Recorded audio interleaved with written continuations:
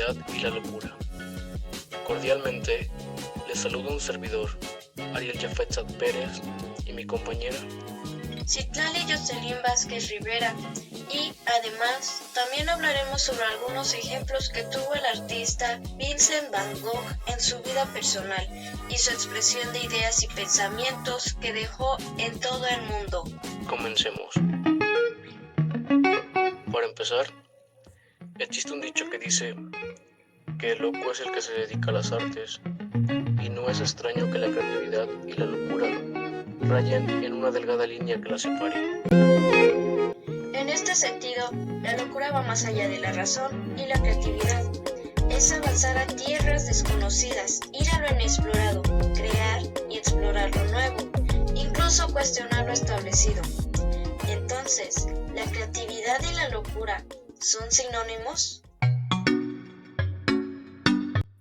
Según el documental Creatividad, Arte, Artista, Locura, una red de conceptos limítrofes del autor Romero, año 2000, no hay un único concepto de arte, ni ha habido una única forma de entenderlo en todas las épocas y circunstancias sociales y culturales, pero algunas de esas formas presentan cierta familiaridad con elementos componentes del concepto de locura, especialmente en su sentido amplio. Bien, entonces no son iguales, pero no son del todo diferentes. Según el documental Creatividad y locura del mito a la mercancía del autor Bender 2011, citado de Porter 2003, la locura dividida del artista es una idea que ya desarrollaron algunos pensadores griegos, concibiéndolo como un individuo inspirado, o sea, invadido por el espíritu, algo muy parecido de lo que se pensaba de los reconocidos como locos. No es de extrañar que se catalogue al artista como un ser que es afectado de alguna forma con anormalidades o tendencias psiquiátricas, que tengan alguna parcela en común o muy cercana. Los artistas buscan tener una visión distinta de las cosas, y ese es el camino que a veces los puede llevar a estados psicóticos y hasta alucinar. La mente trabaja como una máquina, cuestionando el qué y el porqué de las cosas, o simplemente el nacimiento de expresar una nueva idea en el arte. Muy interesante lo que dices, pero como bien mencionamos, daremos unos ejemplos basándonos en la vida del artista Vincent Van Gogh, quien es uno de los artistas más famosos de todos los tiempos. Sus girasoles son icónicos, su oreja recortada es legendaria, y sin embargo durante toda su vida Van Gogh fue prácticamente desconocido, y se consideraba a sí mismo como un fracasado. Pero, ¿por qué Van Gogh se volvió loco?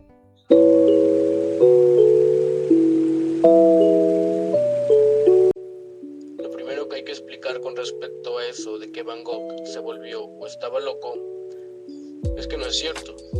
Lo que de verdad sucedió fue que Vincent cayó enfermo, gravísimamente enfermo de esquizofrenia. Cierto es también que antes de que este mal progresivo se gestara, el pintor ya era un tipo de maneras bruscas, tosudo, colérico y bastante antisocial.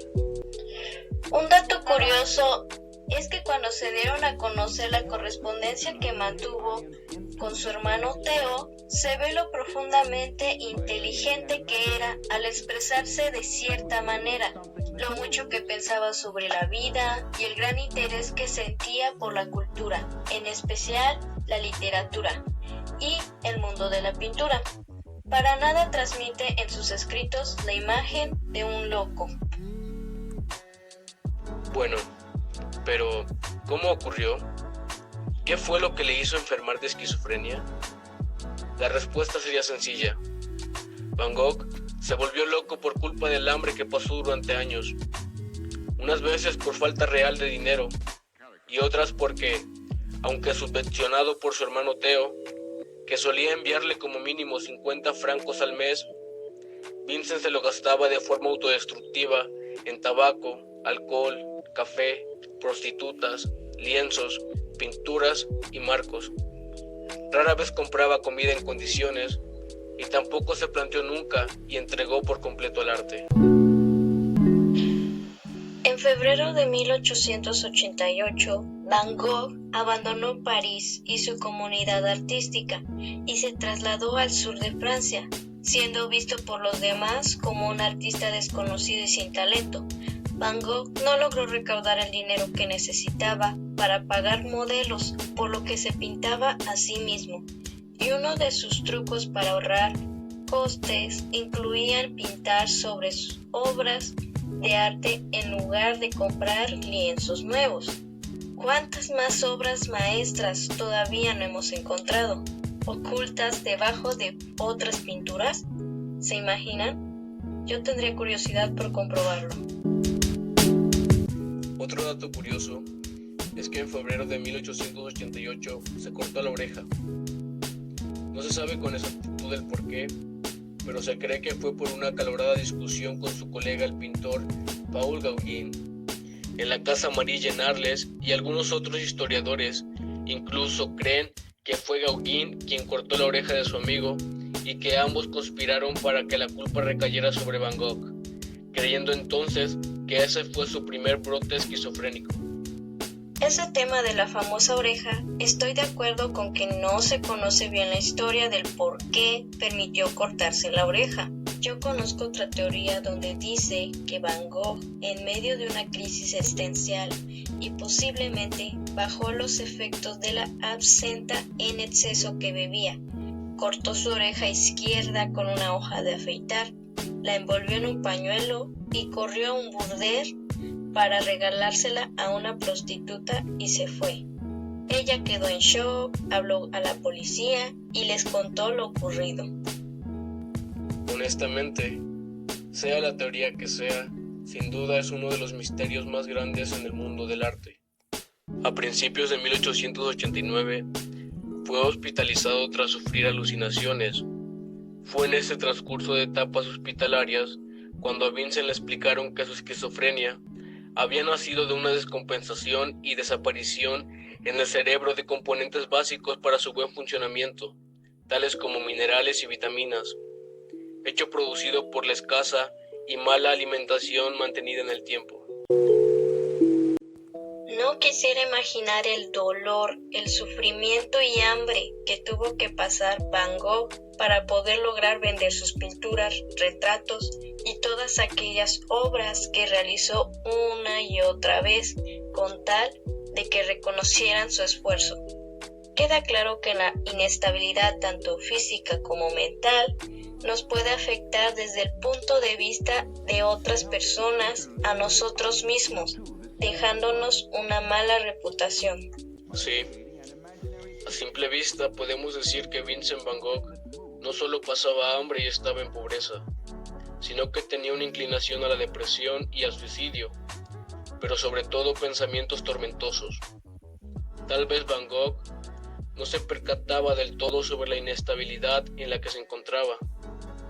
Para esto se dice que hay un factor psicológico de que si una persona tiene una leve bipolaridad o enfermedad mental, pero no se ha manifestado, el arte podría acentuarla más por la exploración física y mental que conlleva.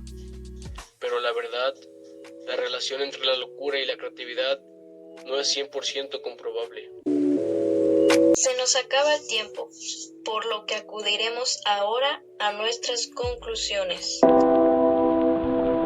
La gente creativa son personas que se desarrollan y que tienden a ser más felices y funcionales en comparación a los que no ejercen su creatividad propia, donde incluso el arte, la escritura y la música pueden ayudar a elevar las defensas del sistema inmunológico.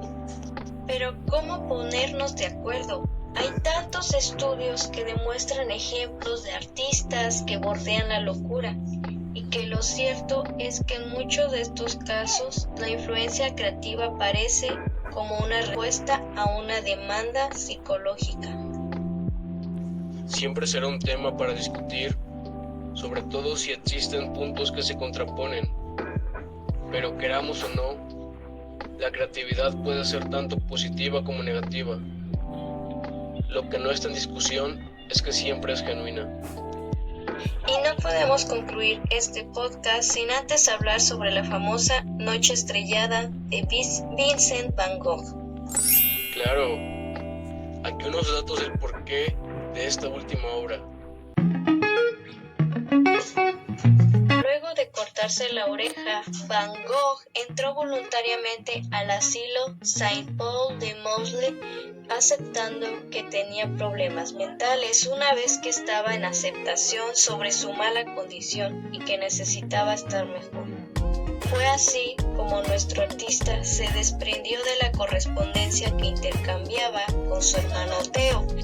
Sobre la noche estrellada le dijo: esta mañana he visto el campo antes del amanecer desde mi ventana, con nada más que la estrella de la mañana, la cual era muy grande.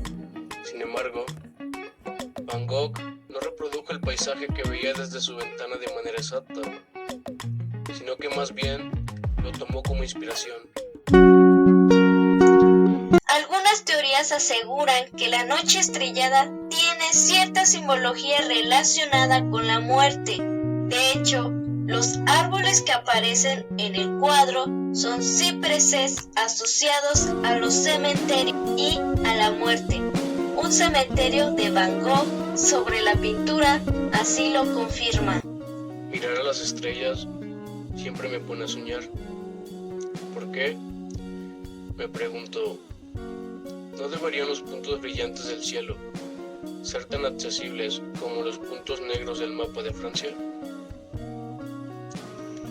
Así como tomamos el tren para llegar a Tarasco o Rouen, tomamos la muerte para llegar a una estrella.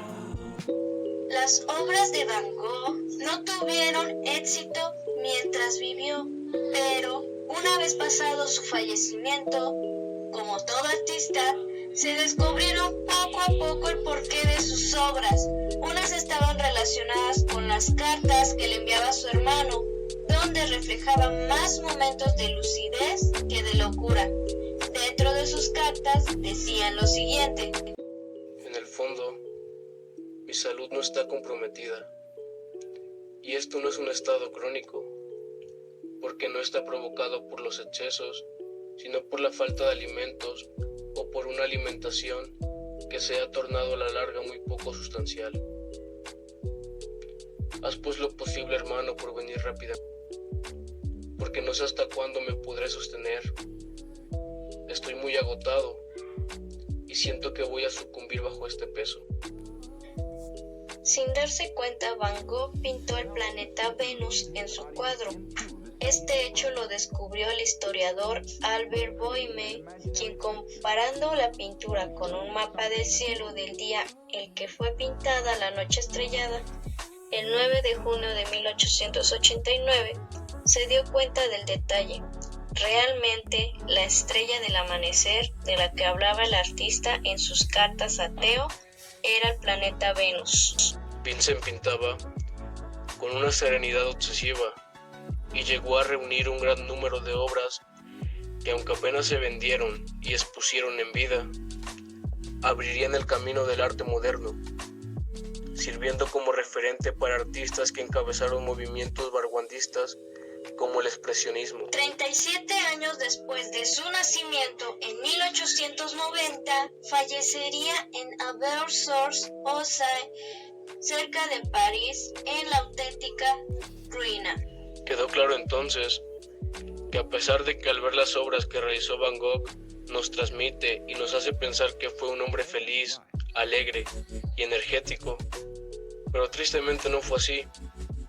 Su inestabilidad emocional lo hizo adquirir vicios y pasar hambre, poniendo en riesgo su salud.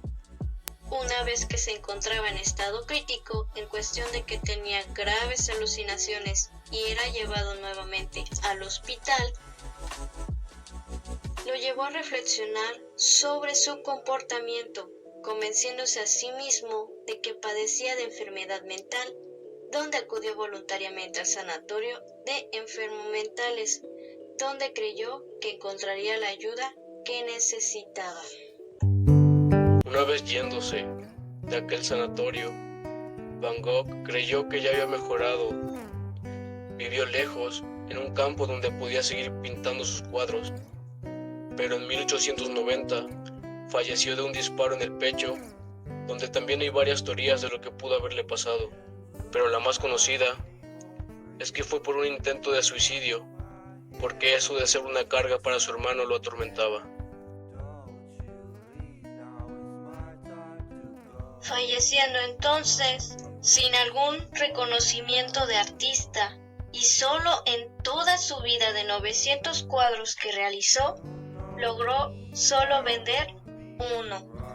Su vida tuvo muchos altos y bajos, y aunque a simple vista no se puede apreciar el sufrimiento en sus pinturas, debemos de recordar que detrás de esos colores fuertes y llamativos existe un hombre perturbado y con un gran amor hacia el prójimo.